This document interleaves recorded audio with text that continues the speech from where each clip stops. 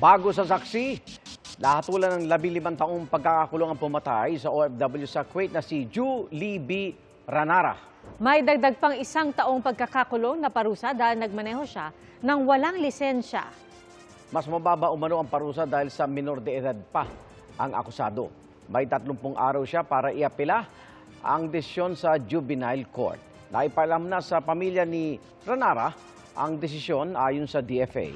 Nagpapasalamat naman ang pamahalaan sa mga naging hakbang ng mga otoridad sa Kuwait para sa mabilis na pagbibigay ng hustisya. Enero, nang matagpuan sa disyerto ang sunog na bangkay ni Ranara na ginahasa, nabuntis at sinagasaan umano sa Kuwait. Mga kapuso, sama-sama tayong maging saksi. Mag-subscribe sa GMA Integrated News sa YouTube. Para sa mga kapuso abroad, samahan niyo kami sa GMA Pinoy TV at sa www.gmanews.tv.